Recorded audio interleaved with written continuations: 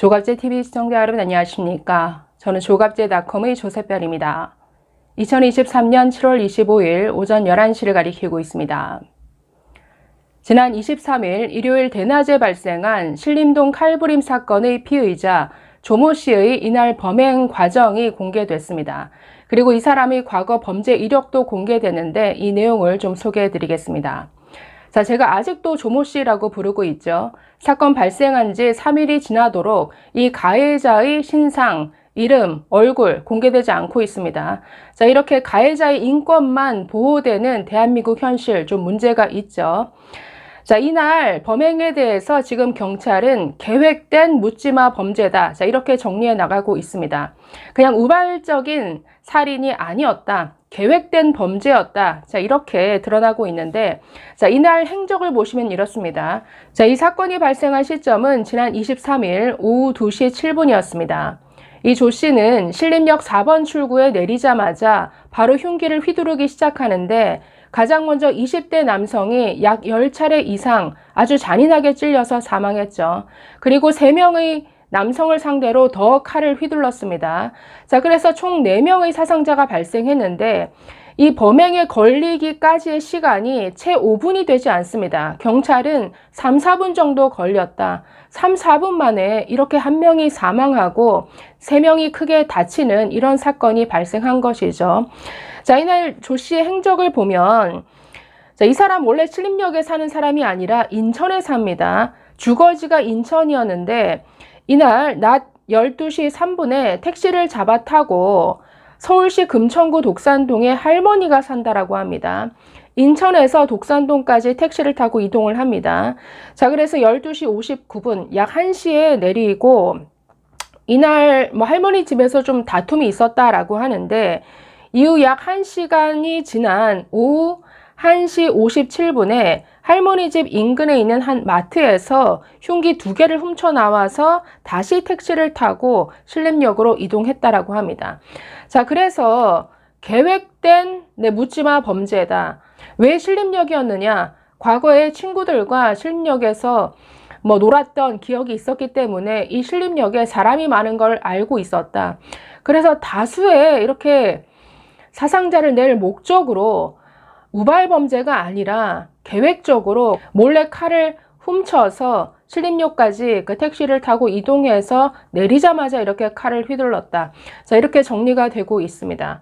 자, 그런데 이 조모 씨에 대해서 아직도 조모 씨의 인권을 보호한다는 이유로 관련 기사는 얼굴 모자이크 처리되고 있고 이름 공개되지 않고 있습니다. 그리고 신상, 얼굴 아직도 공개되지 않고 있는데 글쎄요, 범행을 저지르는데 3, 4분 밖에 걸리지 않은 이 사람의 이 신상이 공개되기까지 얼마나 걸릴지 한번 봐야 할 것 같습니다.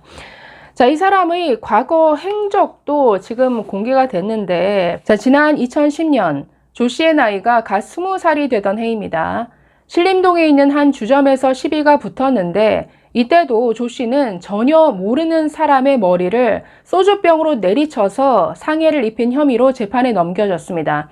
자, 이때 징역 1년 6개월에 집행유예 2년이 선고된 바가 있다라고 합니다. 자, 이 사건 내용을 좀 보면, 자, 2010년 1월 관악구 신림동에 있는 한 주점에서 자, 이 조 씨가 다른 손님 A씨의 발을 밟아서 말다툼을 하던 중이었다라고 합니다. 아니, 자신이 발을 밟았으면 사과하면 될 터인데, 자, 시비가 붙었습니다. 자, 이때 마침 주점에 들어오던 다른 사람 B씨를 이 A씨 일행으로 착각하고 이 B씨와도 시비가 붙었다라고 합니다.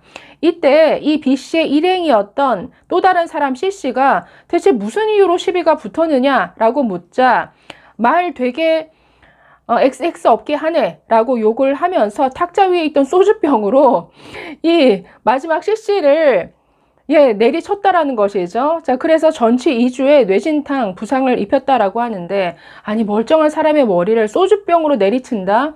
이거 영화에서나 볼 법한 이런 장면이죠. 자, 그래서 이 손님뿐만 아니라 이걸 말리던 종업원에게도 이 소주병을 휘둘러서 당시에도 뭐 오른팔이 찢어지고 여러 사람이 부상을 입었다라고 합니다. 자, 이 정도면 아니 그 과거에도 여러 뭐 소년범 전력이 있으면 바로 징역 가야죠. 그런데 집행유예 2년을 선고를 했습니다. 자, 그래서 과거에도 이렇게 모르는 사람을 상대로 이렇게 폭력적인 성향을 보였던 사람이 결국 이렇게 계획된 묻지마 살인으로 정말 20대 청년이 사망하고 너무나 안타까운 죽음이죠. 3명의 남성을 다치게 하는 이런 참 황당한 사건을 또다시 일으켰습니다. 자, 지금 이 뉴시스 그 기사를 보면 굉장히 많은 댓글이 붙었는데 대부분의 댓글이 사형시켜라 이런 내용이 많습니다. 자, 이번 사건, 이 대낮에 일어난 이 신림동 칼부림 사건은 우리나라 이 사형제 부활시켜야 된다. 여기에 굉장히 불을 붙이는 이런 계기가 될 것 같은데 잠깐 한번 댓글을 보실까요?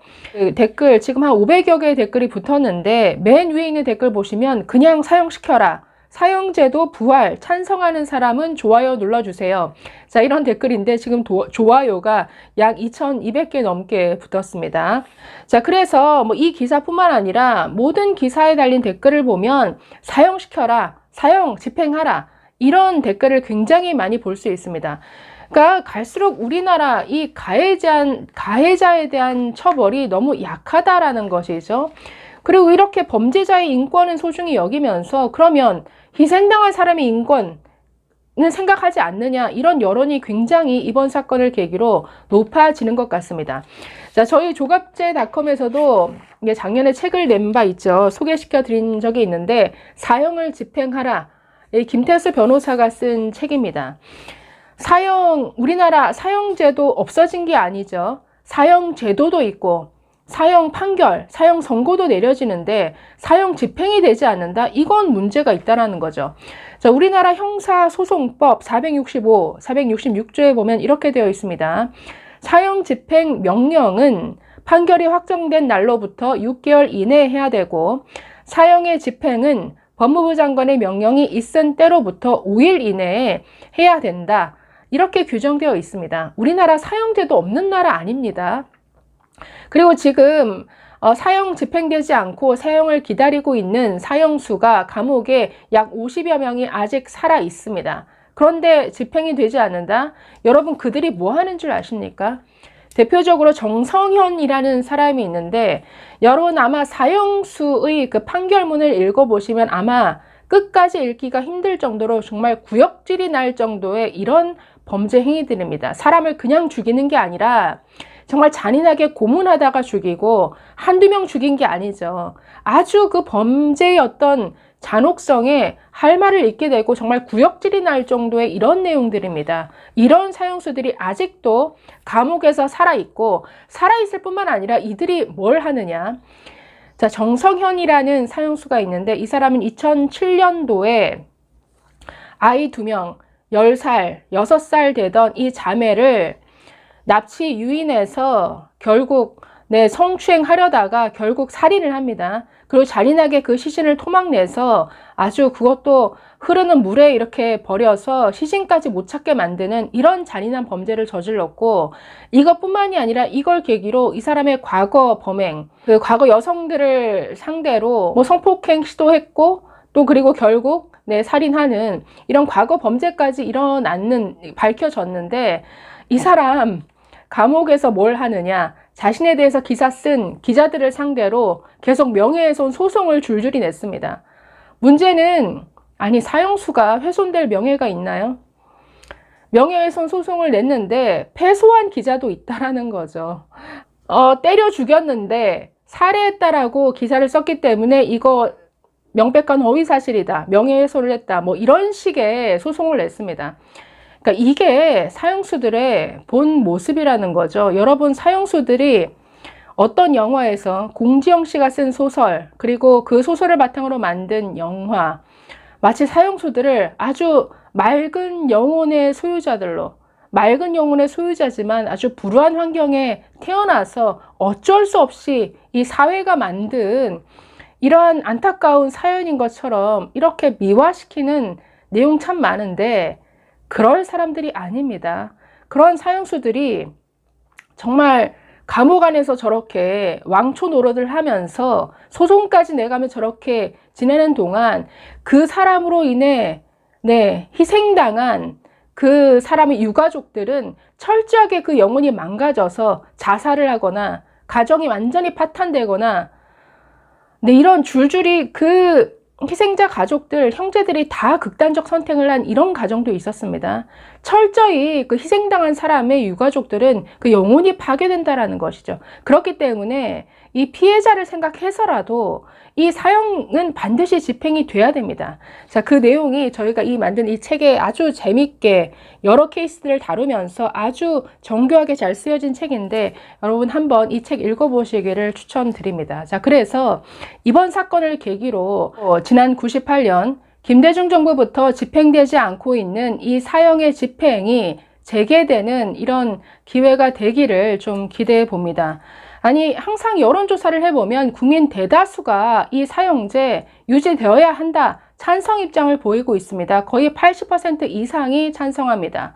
그런데 일부 목소리 큰 아주 위선적인 사형 배지론자들이 계속 목소리를 내고 헌법 소원을 내는 바람에 아직도 지금 여러 차례 결론이 났음에도 불구하고 또 헌법 소원을 내서 지금 헌법재판소에 가 있습니다. 지금 헌법재판소 그 구성 비율이 진보 성향이 많다 보니까 이번에 정말 사형제 폐지라는 결론이 나올까봐 우려가 되는 이런 상황인데, 좀 법무부 장관이 확실한 법적인 소신을 가지고 또 국민들의 뜻을 받들어서 잘 방어하기를 기대해 봅니다. 감사합니다.